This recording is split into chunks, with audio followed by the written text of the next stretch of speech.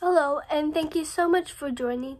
I was recently realized that my comments are turned off from the videos.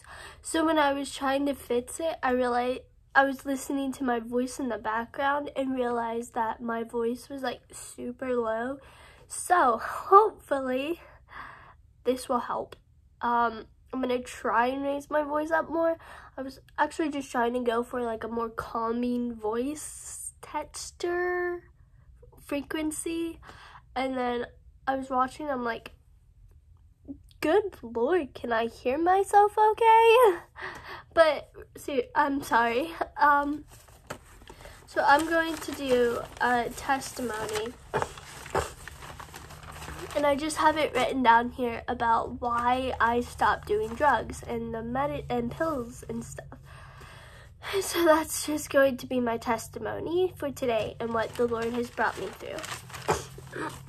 I would say that if you're going through this, I'm so sorry, and that it's very hard, especially if you don't have anybody. And I just would like to say that for me, I didn't know God either. Like, I knew he existed, but at the same time, I'm like, whatever, doesn't matter. And so if you're like somebody who's like watching this, I feel like maybe the Lord's calling you, and you just don't know. So I would just say, you know, the Lord knows our heart, and he knows our thoughts, and he knows what we need. For me personally, I never exactly had any relationship doing any of this with him. And so if you're watching this, maybe just make a prayer about it. Just pray and seek somebody that like you can trust. And if you don't have that, then honestly, as an unbeliever hearing this, you don't want to hear it. You really don't, and you're not gonna believe it. But in all honesty, the best thing I can say to it is just pray for God to send you somebody that can help you. It's not going to be a deliverance. It's not going to be a Bible study. Maybe it will be, you know. If it is, awesome. If it's not, awesome. But just be open in your heart about what you want, and let your heart be the prayer. You don't have to use words. You don't have to use any magical, telepathic thoughts of looking at somebody and be like, can he help me? Can she help me? No, just let your heart do the talking, because God knows our hearts, God knows our thoughts, and so just let that, you know, guide. I'm sorry. Clearly, I give life advice. Just kidding. Okay, so I'm just going to be reading from this. Also, I'm going to start from when I was 14 living with my real mom, because at first, when I was 12, I was not living with my real mom. I was living with my aunt, and then I was living with my real mom at 12. But then she sent me to go live with her sister, which was not the aunt I was living with at first. But then she sent me back to live with her, my real mom. So this is going to be at that time frame when I'm 14. So I'm 14, living back with my real mom again. And this is also when things started getting really bad. I mean, more often than it already was when living with my mom. I remember they were out at the casino, and I wanted something that I could just feel numb with. I didn't choose drinking because I knew that would be noticed. And so I went to the bathroom and I started going through the medicine. I had no idea what I was looking for or what pills were as far as what the usage label goes, or the effect of it. Like, I knew what pills were, I knew what medicine was, I knew the harm it could do, and like I knew that. But as far as like, what's the word I'm looking for? The effect, like what they were for. Like, somebody takes an antidepressant or an anxiety to help with anxiety, and that's what it is for. I didn't know what the usage of pills were for, but I knew what they were. Like, I could clearly read the label, but I didn't know the meaning of the label. Light bulb. That's how I talk. I don't actually say light bulb for everything. I really don't. I rarely do that, but like, okay. Anyways, where was I at? Okay, and I saw pain relievers and Excedrin. I knew what those were. I got out a Ziploc bag and just started putting the pills together that would say pain reliever. I would fill up this bag instead of leaving them in the bottle, so that way I could keep doing it without making noise to the bottle. So I knew not to have it in my room, and I didn't know if they would be at the casino every night. So I put them in a Ziploc bag and allowed them to be in the Ziploc bag. So if I wanted any, I didn't have to go open the bottle and make noise. So for the first night, I didn't do anything.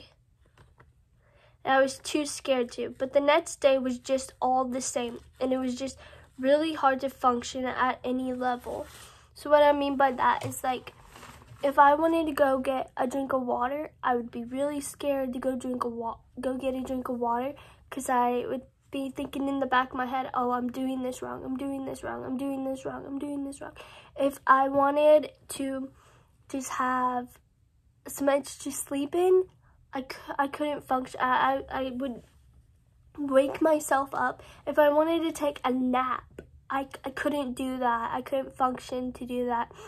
Like, it was wrong of me to do that. If I wanted to use the bathroom, if I wanted to take a shower, if I was in the shower for too long, like any day-to-day task, I just couldn't function to do. And it wasn't anxiety. Okay, well, yeah, it was anxiety. Like, that's what anxiety is. But, like, it wasn't so much anxiety as it was inside my head anxiety. It was just, like, I would literally get bashed on about anything I did and how I did it. If I didn't do it to the T, to the I,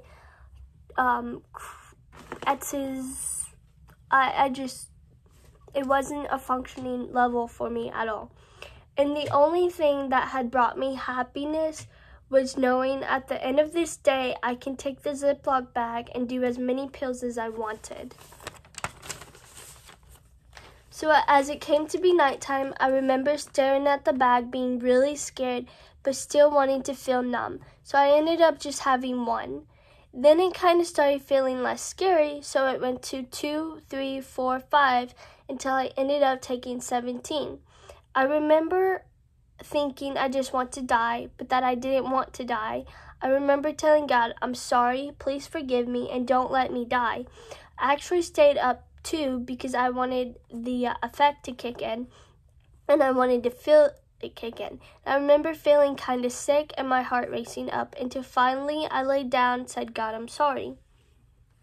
So that went on and on. First night was 17 pills. Also, I want to say this because I don't want people to think I'm lying or exaggerating, is that whether you believe me or not, there is absolutely no denying that there are people who are miraculously healed from cancer. There are people who come this close, probably close, yeah, okay, that close to being hit by a car and it misses them by a hair. There are people who have something wrong with them and then they're healed and they're fine. Or let's just say something mundane is that you were so close to buying something and you didn't buy it because you had a feeling, and then something better comes up, okay? So I say that because I'm not lying when I say any of this, but it can be pretty stretched to lying if you don't believe me. But I'm not asking you to believe me or asking you not to.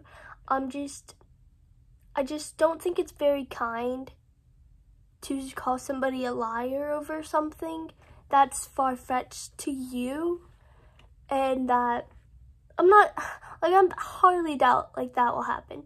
And even if it does, it does. I don't care. I just want you to know what God brought me through. And I just want you to know that this is exactly what God brought me through. And I'm not lying about what God did for me. And that's why I say this, is because I don't want to make or say anything with God's name in it and then be like, oh, that did not happen. And that's why I say all of this in the first place. Like, if I'm a liar, I'm a liar. I don't care if I get called that. I don't. But I just don't want God to be presumed as a liar. And that's why I literally say any of that. So, the next night, I remember wanting to push it further. So I did 27. The third night, I wanted to push it further. So I did 37. The fourth night, I did 47. And I'm not adding all of this like, oh, I'll do 10 more tonight. No. Each night, I would go from 17. And then the next night, I'd start over and do 27. And then the next night, I'll start over and I'll just keep upping it and upping it. And it was that night, like any of the other nights, that I just wanted to die. And I kept telling God I was sorry and to please don't let me die.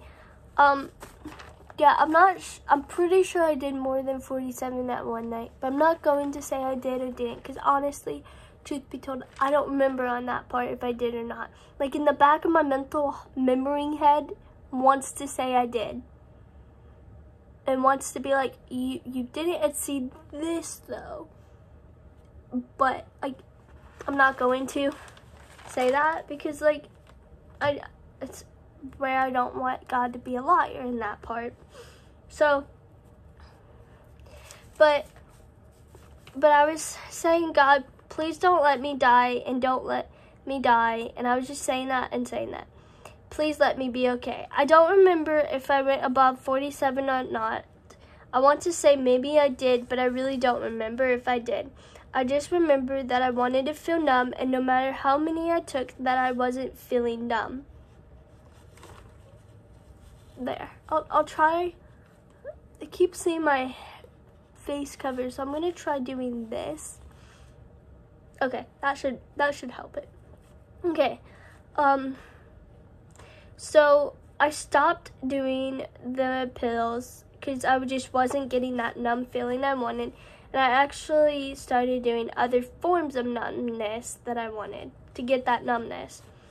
So I'm going to skip forward. I'm 15 and living in a group home. I actually refused any form of type of medication living there, even if it was melatonin. I still had no knowledge of medicine either. And when the staff tried to explain to me, I still refused.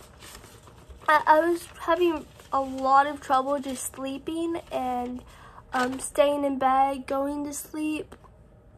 And the staff tried to get me a melatonin, which, like, they explained to me what it was. They explained to me all of the effects and how there were none, and it just helps and it boosts what's already in your brain. And I just refused, and I didn't want anything because I felt comfortable. I felt safe to be there.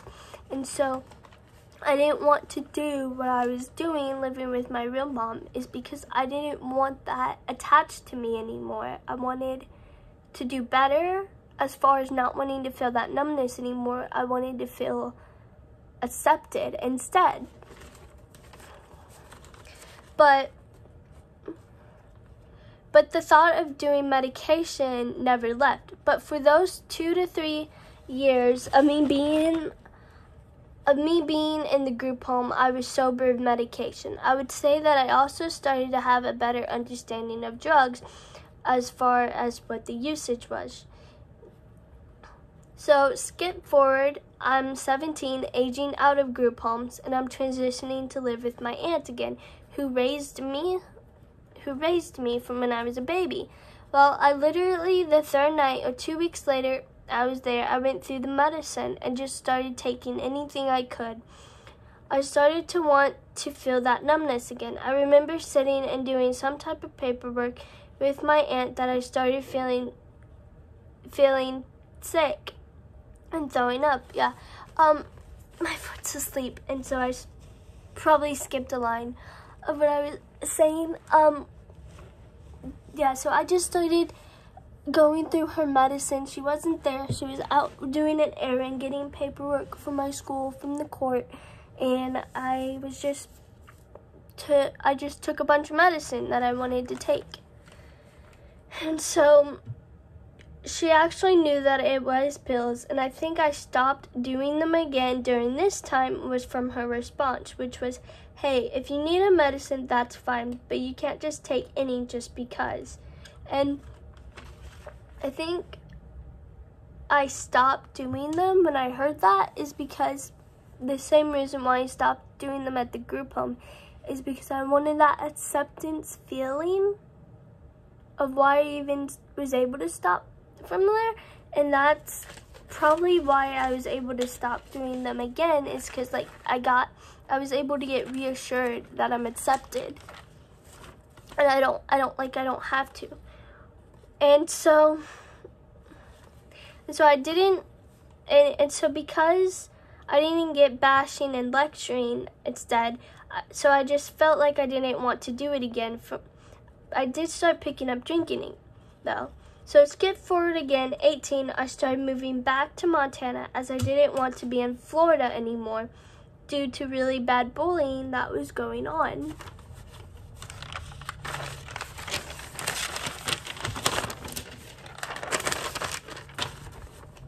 So I'm 18, living in Montana. Now the first couple months I'm there, I'm fine. But when summer came along, I started doing pills again. I started doing coke. I actually called the cops on myself because I started flipping out from it and I was scared. But my mindset of it became even worse because I was no longer getting that high I was getting from that higher drug. So here's a timestamp, which I'm just going to move forward to. I did pills one more time in this time frame. I started going out to drink instead because I had called the cops on myself from being really scared. I ended up getting rid of the coke I had, but because I was no longer getting that high that I wanted, that numbing feeling that I finally got, I stopped doing pills because it just wasn't doing it for me anymore. So I started drinking instead. I moved to Ohio. I moved back to Montana. Then I became homeless. Then started on my way to Mississippi. I wanted to put that in because during those 2 years, I was actually sober from doing pills. So skipping forward, I'm 20 now and I've met Colin. During this time, I was honestly just trying to find a drug dealer and I didn't know how to go about that. So I was trying to talk to anyone I could, Colin being one of them. And every time Colin and I would hang out, I would vet him about drugs. And I would believe it was a couple months later we started living with his grandparents. And I would vet him even more about more. So skip forward, New Hampshire. So yeah, then we moved to New Hampshire. And I actually did grab a bunch of pills from the family that I was staying at, which was my family. I was staying at my family. And I grabbed whatever pills they were having. I didn't really read them. I didn't go into it. But I just ended up putting them in like a little Tic Tac bottle. And so I didn't take any as far as consumption goes, but I just put them in a Tic Tac ball. And I remember hearing this quote, like from a TV show, is that there's this door, and this door, and as long as you don't open this door, you can have this door for as long as you want until one day you need to open that door. But remember, if you open that door, you can never open it for help again. And so I tried to have the quote knowledge and use it with the pills, that for as long and every day that I go without it, I don't need it. So skip forward, we're back to Mississippi because of COVID. So I just kept them, and Yeah, and I remember vets and calling on and on about let me drink, or I'll take pills. And one day, from just driving around, telling him again, let me, or I'll do this, he drove us under a bridge. We got out of the car. He told me to grab the pills and release them. He said, let them go. He told me if I did or didn't, it's up to me, and nothing will change negative between us if I did or not. And so, when he said that, I just felt that acceptance the way I felt before, when I felt like I didn't have to. I just felt like the acceptance of when I was in the group home, the acceptance from when I just felt the love that was there, that I didn't realize was there. Like, I didn't realize that that was the feeling I was striving for. That was the feeling that I needed to hear, to hear. So, and I just remember being under the bridge. I asked if we could pray. We prayed. This was the only time I actually ever asked Colin if we could pray. I didn't have the relationship with God still as I did, like, as I stopped drinking. But this was like the start of me being able to feel more comfortable about it, I guess. But that was initially the first time I actually ever asked Colin if we could pray. There were times where I asked him if he could read the Bible to me, but never actually I wanted to actually ever pray about anything. So we prayed. We prayed. I also didn't have an attachment to pills as I did drinking, but it was still hard to stop and let go, even though I felt ready to just let them go. I prayed inside my head to please help me. I don't want them. Then for some time, I felt the attachment and control being released, that I was able to let them go. So here's me struggling. But as I was having my eyes closed and praying, for some reason, obviously the control that I was giving up, I was giving to God.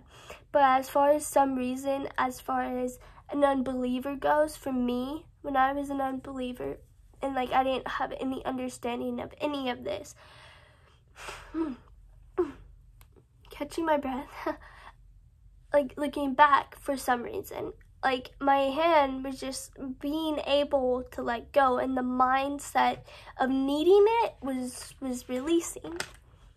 So from that day forward, the hold on pills wasn't there anymore. The non-stop, constant feeling of having to have one or constant thought of pills, it just felt like it was released. I still struggle, but it was that I was able to stop and feel the burden of it lifted. And today, now, only once in like a half a second a year, I feel like the urge. So yeah, sometimes I'll get strong urges to drink, but I'll hardly ever get urges to have to take something. And so between those urges, they're not always our own thoughts. And so it's like this. You love someone, you love this family member, and then you have this thought and urge to push them off a bridge. Clearly, that's not your thought. It's just popped into you. And so you could say it's not the same, which, okay, fine, whatever. But it's more like if it was the same, then I would be struggling with it, and I would be vetsing, and I would need to go and not be around it, but I'm okay around it. I don't have any bothersome with it. I'm able to look at it, be around it. Before, when I was stopping, I wasn't able to do any of that. But that's what I mean by the comparison, is that I don't have any attachment to it, to pills, that I need to do that. And so from a believer's standpoint on this, is that I rebuke myself. Like, those thoughts are the enemy's thoughts that are in there as far as being sober goes. And catching my breath. And so I rebuke them. I rebuke the thoughts that aren't there. And that's how I was able to stop doing drugs. And the burden that was vetsing me, forcing me to vets Colin, was also lifted from pills. And so I've been 2 years sober, and every day is because Jesus brought me through it. yeah, actually I realized that October 2nd, maybe October 2nd is like the anniversary that Jesus brought me through it. I could be wrong. I just know like it's somewhere around October. And so I do appreciate you taking the time to watch this. I hope that my voice was a lot louder or somewhat louder. And I'm sorry if you're going through this. I would say, and the reason why I say this is because I wasn't looking for God. I wasn't looking for a relationship. I wasn't looking for a church. I wasn't praying. I wasn't reading my Bible. I wanted to be away from that because of how I felt, how I thought God viewed me. So I wanted to be away from all of that. But inside of my heart, I was praying for it to stop. I was praying for something. I was praying for him to still want me. And so even though I wasn't, even though I was denying it in my mind, inside my heart, I wanted him. And so that's why I say, as far as advice goes, that if you're struggling with this, to let your heart speak to him and to just let him work through it. And I'm sorry that if you don't have somebody, because honestly, if I didn't have somebody, I would either be dead, disowned, my family not want anything to do with me, worse off than if I was ever today, and just probably killed from all the, like, from the people I was trying to hang out with. Just a bunch of stuff would have happened to me that if I didn't have somebody. But here's the thing with that. Just because we don't have somebody now, if we just let our heart speak, the Bible says that God will send us a helper. And by a helper, that's supposed to be the other half of who we need with us. And so just pray for God to help you. And I'm sorry that if you're not a believer, and I'm sorry that if you don't have somebody, or if you do have somebody, and it's still just as hard. Again, I'm sorry, because I don't have a standpoint or what to say to that, because if it wasn't for God sending me somebody, if it wasn't for God being in the middle of it and helping me, I wouldn't be here. So I do pray for you. As far as what I mean by I pray for you is like I just tell God I pray that you help somebody, because I don't know who to say. I don't know who to pray for as far as specifically goes. I just know what I went through, and I pray for somebody to get help the way they need it from him.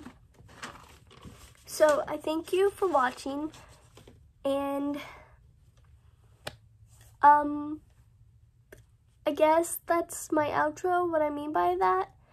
And I don't really know what else to say except for saying sorry over and over and over and over again. Not because of how long, but just because the struggle of it, I'm sorry for. And so I really don't know what else to say except for saying sorry over and over again. And well, there's so many sorries somebody would take before it's like whatever to them. Which is because like it's there, but then it's like whatever, okay, thank you. Like I get it.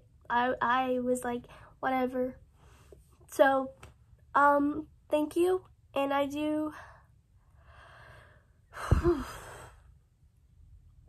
again, I want to say I'm sorry, but I'm just gonna leave it at that and say thank you.